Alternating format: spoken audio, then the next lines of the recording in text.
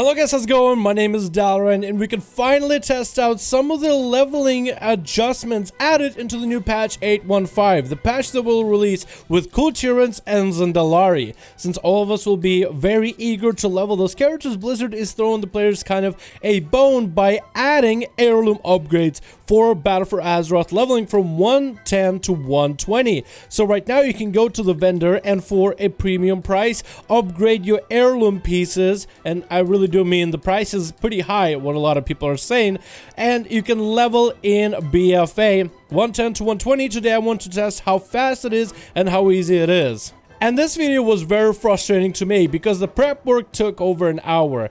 On PTR there's a lot of bugs. You would know that on live there's a lot of bugs, like one of the most annoying ones that still is in the game.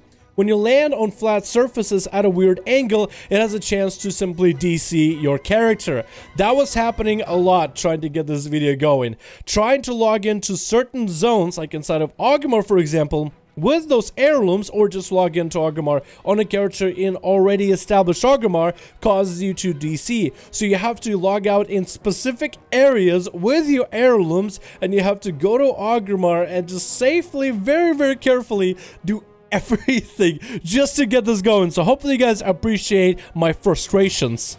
We also got to see the prices on these bad boys. 15k just to upgrade a piece from 110 to 120, and that's going to be on multiple pieces, trinkets, cloaks, everything you need to run, so it's going to round you up fairly quickly. And then 22.5k just for the weapon. The advantage of these heirlooms is, one, they scale with you, so as you level up, you don't have to replace gear. Second, most of the pieces award you with extra experience, so as you level those heirloom gear as you're running around the world in BFA zones, you'll be able to get extra experience. On average, most of you guys, if you're running a full set, will have 45% more, or 50 if you have the ring.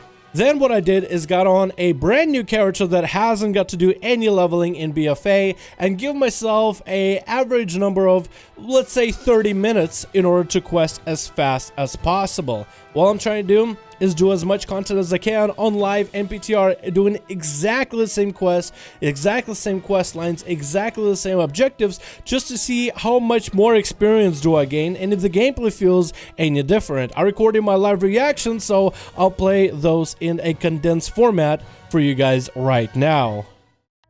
Alright, so let's get a timer. How many seconds? How many seconds in 30 minutes? I know that normally you would want to do something like an hour or every 5 hours or something along those lines when it comes to timing things, but I'm a man with a busy schedule, so yeah, this will be a pretty good area, right? 3, 2, 1, go, and this is where we're simply just gonna try to get through the areas as fast as possible. Now, I haven't really played a druid in quite a while, but it's not really a spec that I don't really know either. Let me change one thing because the names. It's been a while since I played druid. I actually was a druid main a long time ago. Okay, so it seems like most of my damage is all about Star Surge right now. But oh my god, I forgot how bad stealth is for druids. I completely forgot. Well, in terms of power, and I haven't been able to compare quite yet in terms of like what's doing more damage, what's doing less damage.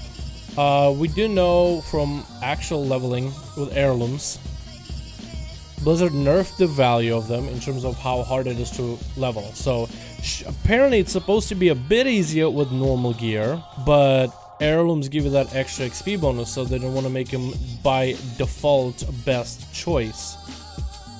But it is going to be faster, although I just don't really understand why at the same time. Yeah, pulling multiples of things is just not a good idea. I'm not going to survive this, as this gear doesn't really make me insanely fast in what I do. Like, I have a rogue on EU, and I have him running in normal gear with a couple legendaries. Not best in slot or anything, but that assassination rogue over on EU is performing better than this boomkin right now. Oh, that's not good. I'm a pre-bark skin this right now. Pretty good for killing someone that would normally require for me to get 2 or more people along for the ride. What? Why do I see a spirit healer alive? Hello? The wildlife is attacking me and I'm a druid. Good thing to be like, hey, friend, here's some Eagle eggs. There must be a purpose in you to save the world. I don't mind sharing. Then again, somebody came in and was like, give me your babies. Would you give them? So, I can completely understand. Understandable. Have a very nice day. Overall, I feel pretty underwhelmed in terms of the quality of the gear. I mean, it is going to be scaling, but it starts out pretty low at 170 at the level that I'm at, where I'm already getting like 203 from the gear I currently have. So maybe while I am gaining 10% more experience, maybe just the sheer quality of the damage I output with better gear might be enough to, well, I guess be better in terms of the progress. But I'm trying to find out if it's best to do just purely extra experience, which I am getting a lot of. I mean, 23 per quest, and it's going up to 30 right now. That's going to be pretty quickly. 4 seconds, 3, 2, 1. Pencils down. So I was able to get at least a level out of 30 minutes leveling. So if you gain level every 30 minutes, that's still pretty good. If you add on top of that the possibility that most of you guys are going to be doing islands, then you'll get a lot of value out of it. But in terms of how much damage it did, it was very underwhelming. It felt like my progress was slow, but maybe this was just as fast, and maybe my progress felt exactly the same way on live servers. So that is what I want to compare. Maybe I'll get further, maybe I won't get as far in quests, maybe I will be able to gain level at a fairly similar rate, or maybe, and just maybe, I go slower. This was fairly slow experience. I want to see how the next one goes. Alrighty, jump, land, boomkin, leveling normal. I do have an Azeroth piece for Champions of Azeroth. Not really the greatest in terms of value, I think. So the idea is to take the same route that I just took to see if my leveling goes by faster or slower. All of my gear is that higher item level, and with possibility to replace a lot of the pieces. I get a sneaking suspicion that I'm doing far more damage, probably from the Azeroth gear, but definitely feels like I'm doing far more damage than I was just earlier. You know where we will be able to tell the difference? When we get to the bear. When we get to the bear, that's when we will really know. Okay, I'm gonna wait for my cooldowns for a bit, so I'm just gonna hit these bears until I have everything. Once I have everything, this is where I'm gonna go ham. Get to have just about everything.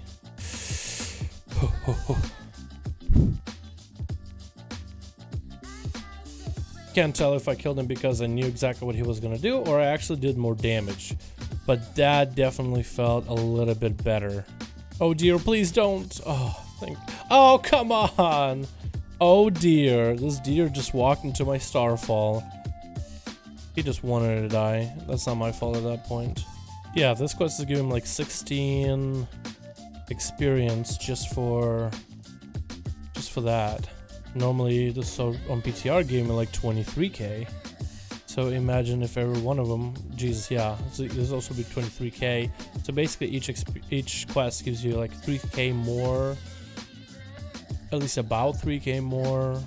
I still have 6 minutes left, so this is really, yeah, as you can see, I actually spend less time on live servers doing the quests. I finished the quest path that I took on PTR in less time. So if you're going to go for speed run through all the quests, then I'd say that this isn't bad. But in terms of how much XP I gained, I still had, even though through the struggles, even though it took me a little bit longer to get through every bit of quests, every enemy, every big rare, the amount of experience I gained from it, it feels like just outweighs the, I guess, the negatives.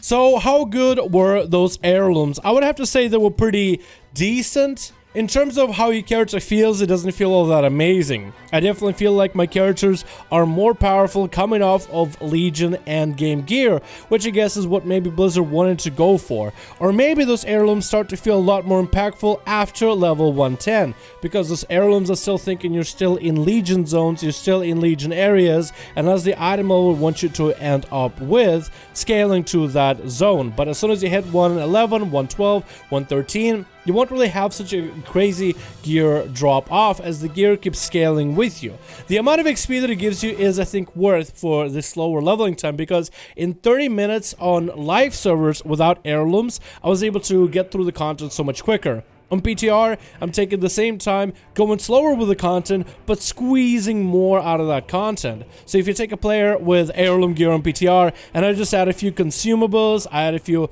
best in slot legendaries when I first start leveling for the first few 5 levels.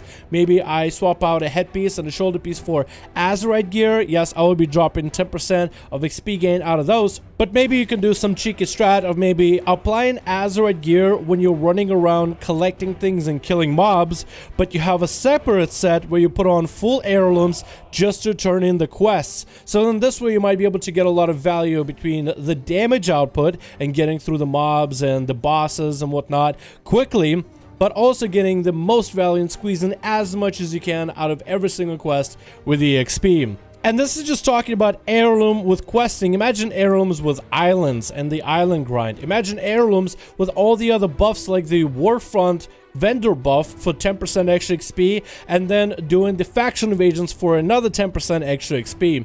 You can get a lot of value out of the experience gain altogether. Add on top of that maybe the Darkmoon Fair, that could be extra 10% XP gain you can get out of it, and that's a lot of bonuses running at the same time with heirlooms. The price is still an issue for a lot of players, and some people said they're a little bit too expensive. I personally look at it like this.